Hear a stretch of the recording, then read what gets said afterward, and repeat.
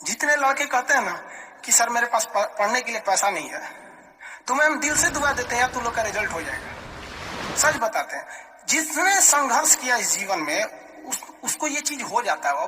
बहुत उसके अंदर मेहनत आता है पढ़ने के लिए। जिसके जीवन में संघर्ष नहीं है कभी आगे ही नहीं जा सकता है, कभी आगे नहीं जाएगा जो संघर्ष नहीं किया। आपको लगता है खान सर यहाँ आ गए, भाई आप कभी देखे होंगे ना, हम कुछ सारे गुरुद्वारा जो होता है ना, गुरुद्वारा, उसमें जाके खाना खाए हम। सोचो गुरुद्वारा में जाके खाना खाए, वो भी नहीं था मेरे पास। गुरुद्वारा में वो लोग ना गरीब अमीर नहीं देखता है, हिंदू मुस्लिम नहीं देखता है, और वहां जाके वो लोग खाना खिला देते हैं। अनाथ आश्रम में जाके खाए हैं, इसलिए आज भी अपना चलाते हैं।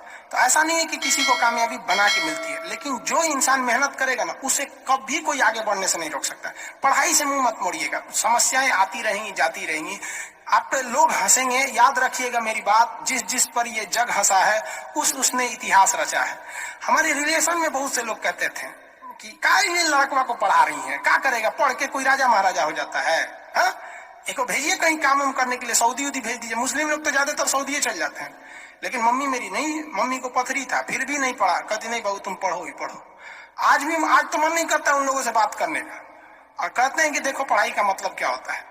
तो इसलिए हम आपको भी कहते हैं, थोड़ी तकलीफ होगी बाबू, आप गरीब घर के होंगे, मेहनती घर के होंगे, थोड़ी तकलीफ होगी, शायद घर से पैसे कम आते होंगे, लॉकडाउन में और कम आते होंगे, तो आप घबराइएगा नहीं बाबू इससे।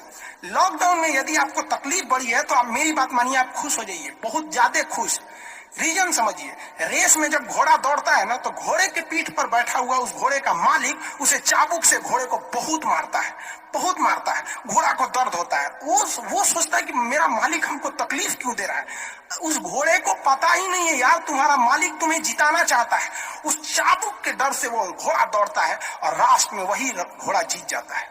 तो याद रखिएगा, आपका मालिक ऊपर वाला है। अगर वो आपको बहुत तकलीफ दे रहा है ना, तो आप उस तकलीफ से घबराइए मत, बल्कि खुश हो जाइए कि आपका मालिक आपको जिताना चाह रहा है। जिस घोड़े को चाबुक नहीं पड़ेगा वो कभी रेस नहीं जीत सकता है। तो जिस इंसान को कभी तकलीफ नहीं देगा भगवान, वो कभी आगे नहीं जा सकता है। वो पत्थर कभी नहीं पूजा जाएगा जिसे छीनी हथौड़ी से तराश कर एक मूर्त की मूर्ति न दी जाएगी यहाँ पर। तो आपके जीवन में अगर तकलीफ नहीं आती है तो आप आगे नहीं बढ़ेंगे। और जिन्हें तकलीफ आती है, गरीबी आती है, समस्याएं देखने को मिलती है, पड़ोसी हंसता है, याद रखिएगा एक दिन वही लोग आपका नाम इज्जत से लेंगे वहां पर। और फिर आप उन लोगों से, खैर आप माफ कर दीजिएगा, सबको माफ कर दीजिएगा। ये बहुत बड़ा अपने आप में बल है। सबसे बड़ा बल नाभिकीय बल होता है, सबसे बड़ा बल, और सबसे कमजोर बल गुरुत्वीय बल होता है। लेकिन हमारे हिसाब से सबसे बड़ा बल होता है कि जब आप गुनाह न किए हो और आपको सजा दिया जा रहा हो, और फिर आप उसे माफ कर दें। कोई आपसे बिना वजह खफा हो जाए और आप उसे माफ कर दें, ये भाई साहब दुनिया का सबसे बड़ा बल है। ये सबके पास नहीं होता है।